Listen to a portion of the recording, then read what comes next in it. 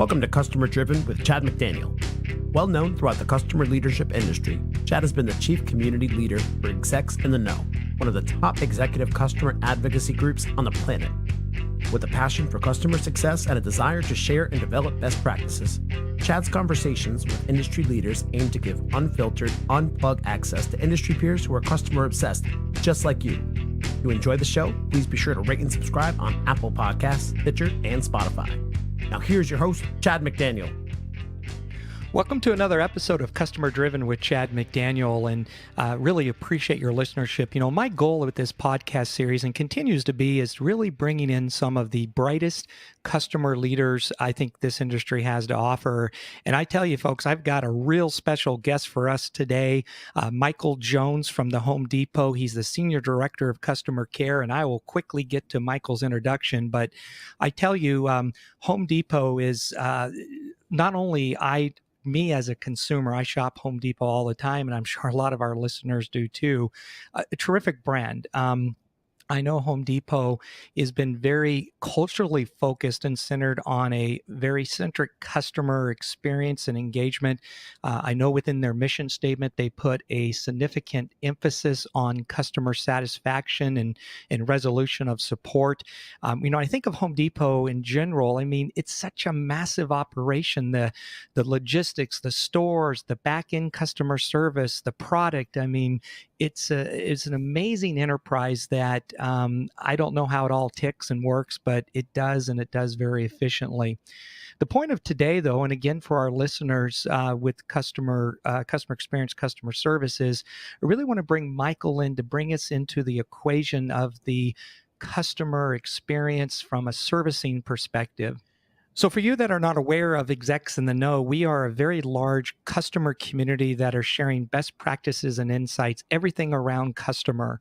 And we are absolutely honored and privileged to have someone like Michael on today's show, really helping us advance the learning and sharing, I think, of not only our community, but the industry in general. One of the things I challenged Michael, and Michael, I've had the pleasure to know you for a while now, is how are you driving emotional connection in an effortless customer experience? And I know you've got some ideas and some opinions with that, and greatly appreciate you're willing to come on today's podcast episode.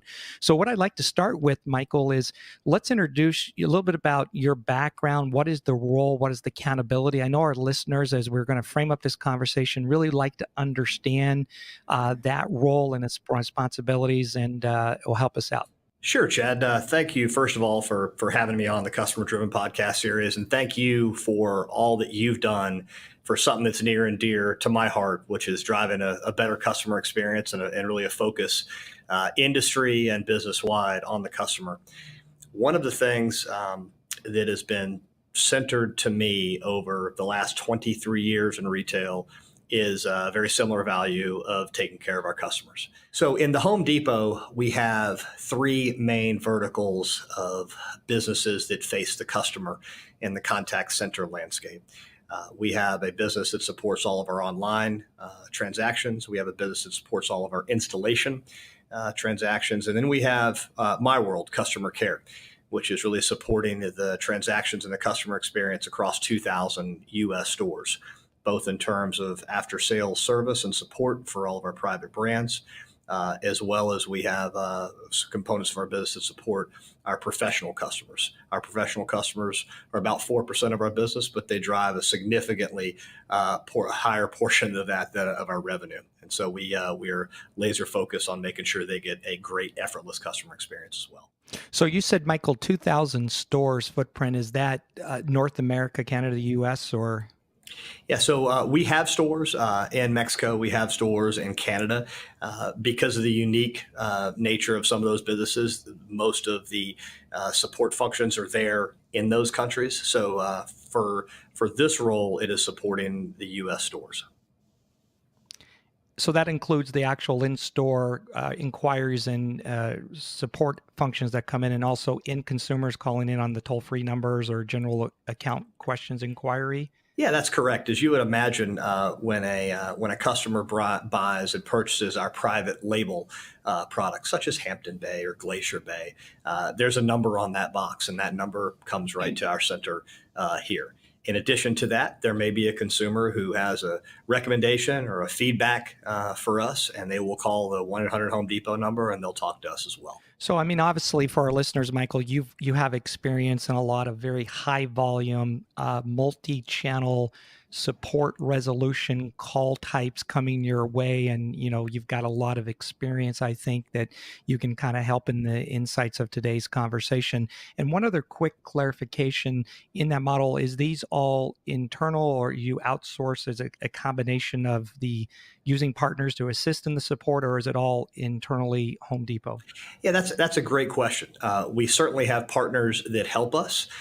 When I think about the strategic value of those partners, oftentimes outsourcing is a cost-driven motivator for us. That's not how we see it. We see it as a way to be able to give our associates a better associate experience. So in a world where there is frequent volume shifts, higher volume during certain times of the year, lower volume during certain times of the year, we leverage outsourcers to help us stabilize that volume. The contact center industry calls it, ramping up or ramping down. By taking those ramps out of the workforce, we're able to have a more stable workforce, which then in turn leads to a better customer experience. Well, we could have, Michael, you and I could have a whole conversation on how to keep brand promise and loyalty in a partner model, but maybe that's another episode at another point, but I'd love to get your expertise down the road. So for today's episode, and again, for our listeners, you are hearing Michael Jones, the Senior Director of Customer Care with Home Depot, in quite a area of accountability you have, Michael, and I appreciate your time on this. So we talked about how to drive emotional connection in an effortless customer experience, and that can mean a lot of different things to a lot of different people. But if we had to kind of start to break it down more specific to the Home Depot lens and viewpoint, what is your thoughts on improving the customer experience? What are some of the things that you guys are undertaking and doing? Chad, one of the greatest gifts our founders ever gave us was a set of values and principles that existed as strong today as they did in 1978. And this company was founded on eight guiding principles and 8 values. First and foremost, it was taking care of our associates. I always start with the associate first, because if you don't take care of the associate, the customer is not going to get that experience. So I view the taking care of the customer experience and driving a great customer experience, you got to do that with driving a great associate experience. And I can certainly talk about both of those as we go through this session. When you think of the agent experience, and we won't spend a ton of time there, but equally as important, when did that sort of viewpoint and really press and in sort of push on agent experience come into play for you guys? Sure. Not having, I know it's probably been evolving and ongoing, but really it's a yeah. centerpiece for you guys now. Yeah, for us, and certainly for myself as a leader, I did not know anything about the contact center industry up until 3 years ago when I took this role. I came up running stores and running districts, and really face to face, belly to belly with the customers. And when you do that with a large store base of hourly associates, you are wired to make sure that those associates are having a great day, because they're the ones face to face with the customer. And so we have spent a lot of time and energy and resources on making sure that we have a best in class environment for our people. And that includes everything from elimination of scheduled lunches and scheduled breaks, which is very common in the contact center world. So let people go to lunch when they want to, let them be happier, do the right things. I talked earlier about how we leverage an outsourcer. We do that so that we don't have to go through these massive ramp ups or ramp downs.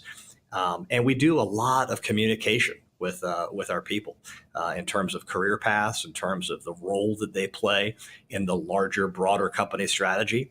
So while the agent may see their job coming in every single day, talking to customers, some of those calls may be great calls, some of those calls may be very tough, the agent's able to directly link that job and that role back to the broader company strategy. And that alone really drives a motivated workforce and a great group of associates that we have. Michael, how have you tackled I call it the super agent? Some of the expectations of agents today are very, very different than they were, a few years back, 10 years, whatever. Even the complexity at the desktop and the knowledge management and case resolution. How has your approach been to that? Are you looking at it as in sort of a tiered bucket approach based by a skill set, or are you one agent serving all with very intelligent desktop related systems and capabilities? How are you embracing or assisting the super agent needs of today? Yeah, it's a great question. It's probably a hybrid approach. And what I mean by that is that there are different call types that kind of lend themselves to be bucketized in certain ways. For us, I break it down into, can this call and this customer's question or issue be solved as a first call resolution, or is this going to take multiple calls and multiple steps of follow-up? And we break that down to first call resolution or case management. So that is at the highest level, that is where the split occurs. And then within each one of those buckets, there's a couple more splits.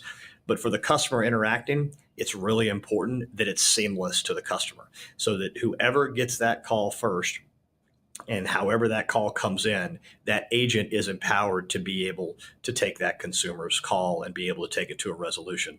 I mentioned earlier that we have an online channel, much like we have a customer care channel that supports the stores.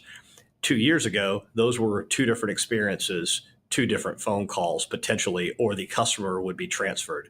Now, the agent in my center is able to serve that customer just like if the customer originally would have ended up in the online center.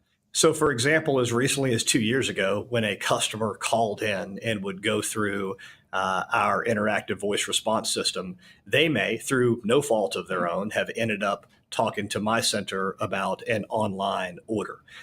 In the past, we would have had to transfer that customer, which is giving the customer effort. And honestly, it frustrates the associate because our people want to help the customer.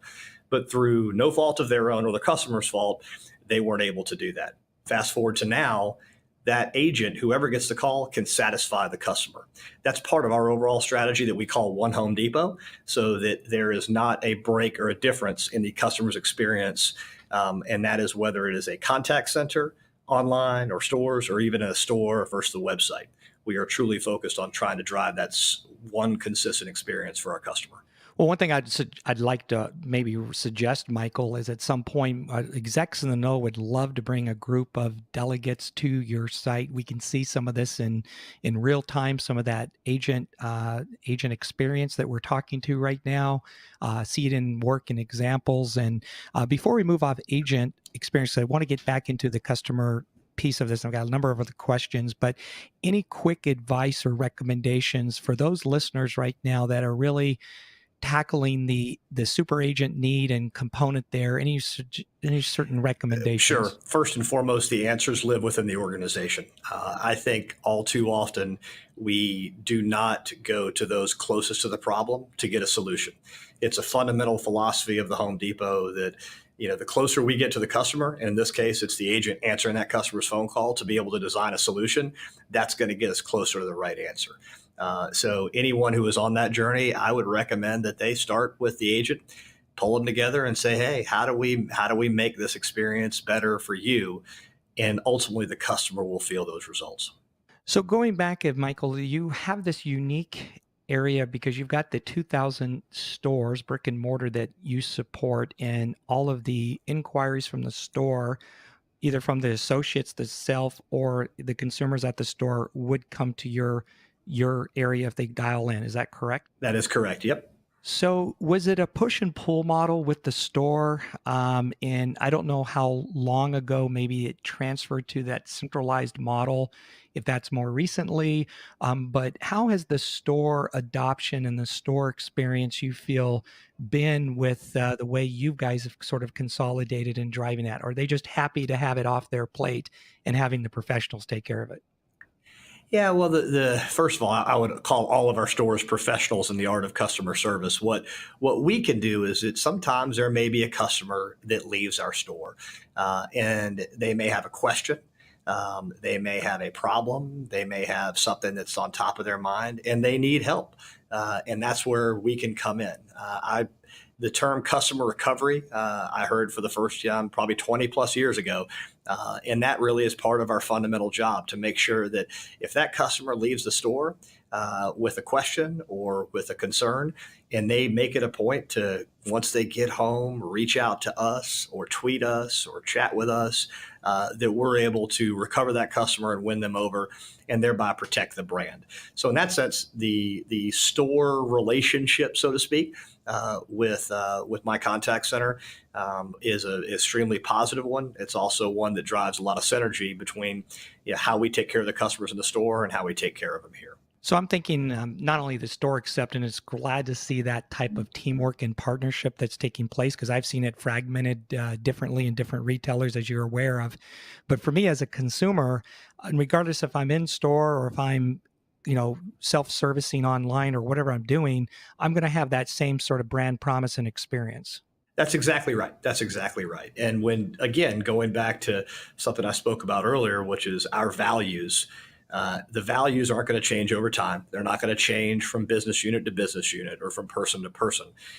What it looks like to take care of a customer in a store is the same way it looks like here, is the same way it looks like with an online person, the same way it looks like with somebody working in our supply chain, driving in stock so that the customer can get what they want. That sort of consistency across the entire Home Depot enterprise is what is required to drive a great customer experience.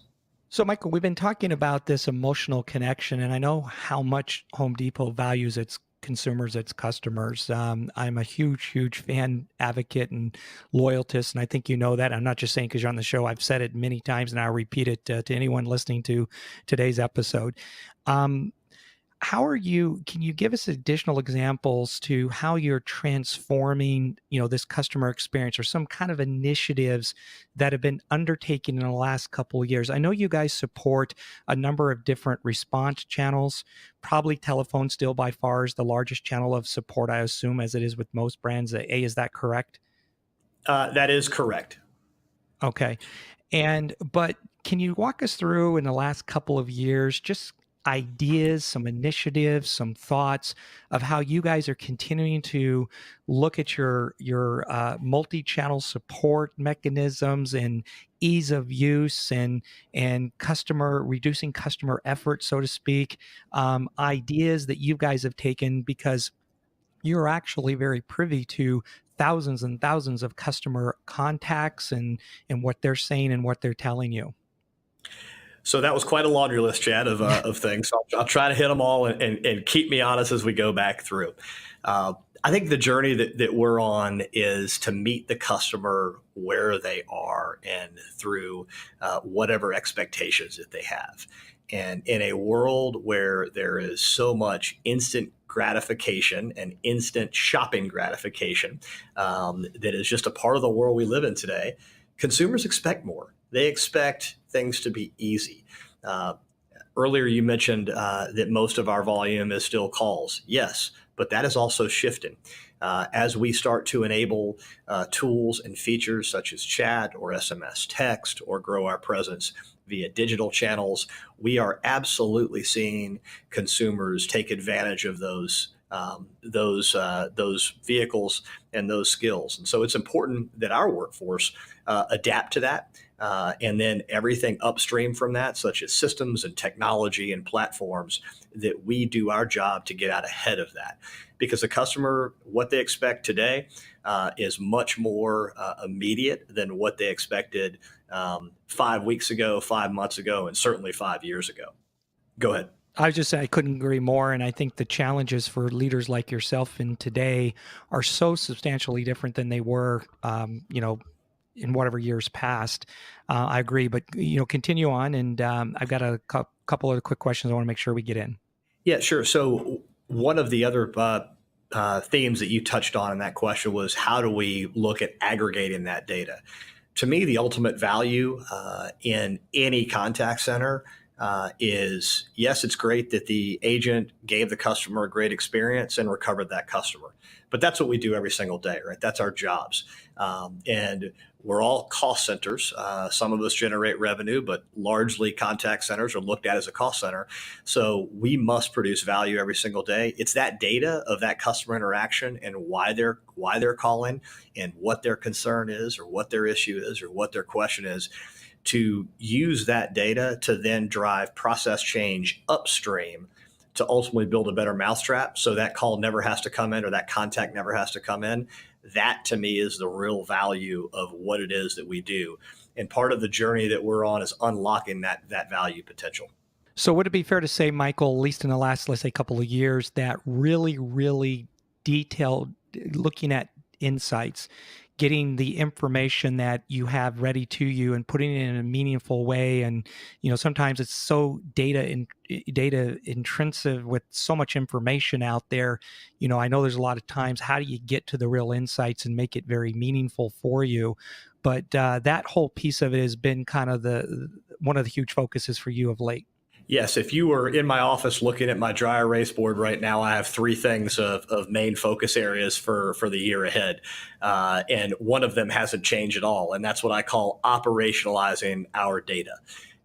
It is, and if you look at the very definition of operationalizing, it fits. It's taking all of the complexity and all of those different data points, but aggregating it and boiling it down to a couple of key things to go improve on. So, for example, do we have an issue with a certain product line? Is that issue geography related? Do we have a same question for a product that may be online or in our stores? What are the improvements that we can make to the instruction manual for that product, where people are calling us and they don't really want to call us? Let's face it, they want to be able to solve it quickly on their own. So do we change what's on the website? Do we put a video out there? All of those different things are ways that at scale, you can aggregate that data and take it back to the business owner within whatever organization you lead and ultimately drive change, which then drives loyalty, which completes that virtuous cycle. So, I would love to ask you more questions about that specifically. And at the same point, I recognize that some of this could be a little bit proprietary, so I'll stay away from it. But I do agree, though, that that is a brilliant and a thing a lot of organizations are doing very effectively and efficiently. And some are still, we're all learning. We're constantly learning because the landscape continues to change. Michael, the question I wanted to ask you is that, as we get in, we're kind of in early 2019 here, it's end of January. What's kind of keeping you up at night as you sort of look forward in 2019 and 2020 as one of our prized customer leaders in this industry? What's kind of keeping you up at night as we kind of look across that plane for the next year or two? As a leader of this side of the business, it is making sure that I every single day am advocating for our agents, our associates, and our customer base to be able to garner the investments that are needed to continue to drive significant change because the customer is changing.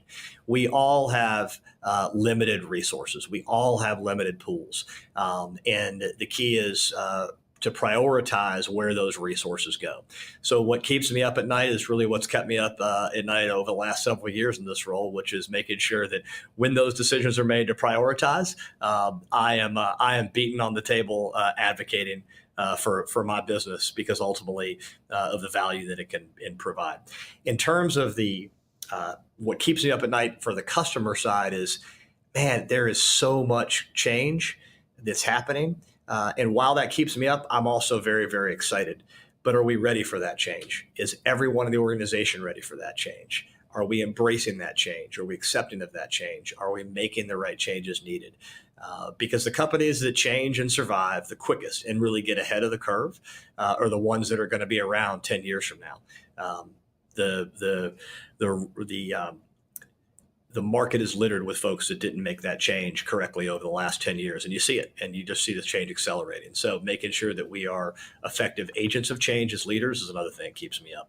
No, thank you for that candor. I appreciate it. And one of the things Execs in the Know really wants to do is be that conduit to help leaders like you and others through that continued change and readiness and really the mission and purpose that we're looking to serve.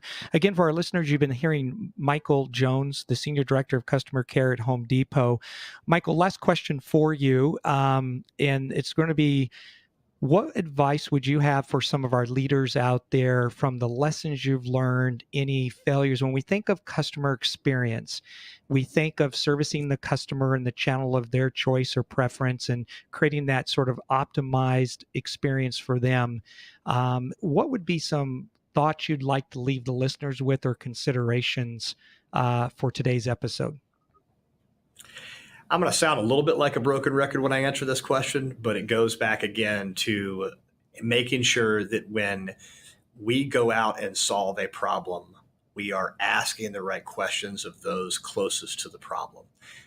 Oftentimes as leaders, when we have an idea as a leader of here's the solution. And I would say, step back from that. Don't immediately go to the solution. Step back from that and ask yourself, what is the fundamental problem that we're trying to solve? And then when you phrase the question that way, don't answer it. Go ask your people how you would solve this problem, and making sure that whatever path we go down to enhance the customer experience, to enhance loyalty, the people that are close to the customers are playing a role in answering that. As a company of 450,000 people, we cannot afford to have decision-making set at the top of the organization. It's got to be belly to belly with the customer. And so we try to drive a culture of empowerment to all of our associates. And when we come up with solutions for those problems, that's a big part of it. Well said, and I appreciate it. I'm going to last piece here, and I keep saying last piece. This is the last piece. I like to personalize you a little bit, Michael, and have a little fun with you and the listeners here. I want to hear a factoid, something that we can remember you by, something of great achievement, something you've done unique, something different, something about Michael Jones that you'd like to leave with us, a little personal factoid. Putting you on the spot. Yes, you're putting me on the spot. You're going to have to edit out this pause here as I think about it. No.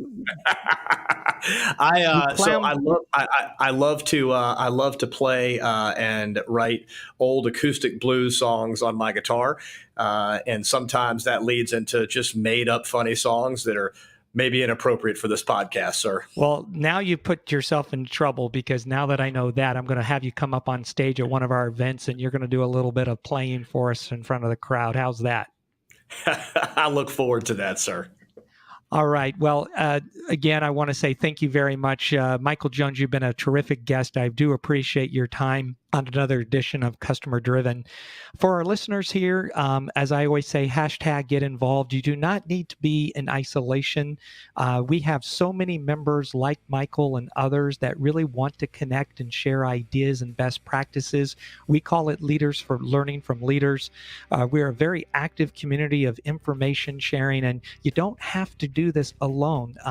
There are so many ways to get engaged. So if you'd like more information about us, just go to execsintheknow.com.